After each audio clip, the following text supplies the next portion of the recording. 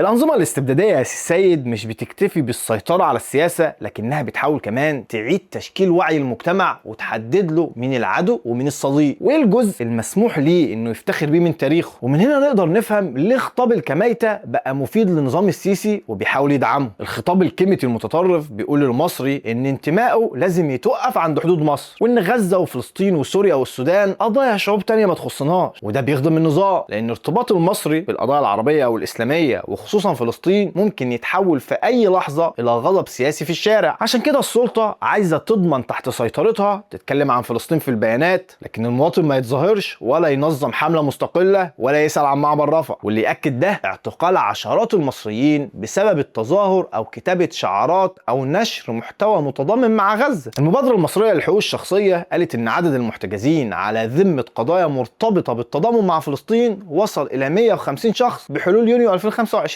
الهدف الثاني مرتبط بالحرب على الاسلام السياسي. السيسي وصل للسلطه بعد الاطاحه بالرئيس محمد مرسي في 2013، وبعدها تعرضت جماعه الاخوان المسلمين ومش لوحدها، معاها كل التيارات الاسلاميه لحمله قمع واسعه شملت القتل والاعتقال والملاحقه ومصادره الاموال واغلاق المجال العام. لكن اعتقال التنظيم لوحده مش كفايه، النظام محتاج يضرب البيئه الفكريه اللي ممكن تنتج تيار اسلامي جديد. وهنا يبقى الخطاب الكيميتي اداه مناسبه، لانه مش بينتقد الاسلام السياسي باعتباره مشروع سياسي، لكنه بيقدم المكون العربي والاسلامي كله كانه دخيل على مصر، بيستبدله بقوميه فرعونيه تخلي الولاء للدوله والحاكم فوق اي انتماء تاني. وده بيرجعنا للي اتكلمنا عنه في المقدمه. خوجة ما اكتفاش بسجن خصوم الشيوعيين ورجال الدين، لكنه حاول انه يقتلع الدين من المجتمع، قفل المساجد والكنائس، فرض الالحاد رسميا وسيطر على التعليم والاعلام علشان يصنع مواطن لا يملك مرجعيه خارج الحزب والدوله. السيسي مش بيكرر تجربه خوجة حرفيا، لان الدين في مصر حاضر بقوه، والنظام نفسه بيستخدم المؤسسات الدينيه علشان يثبت شرعيته.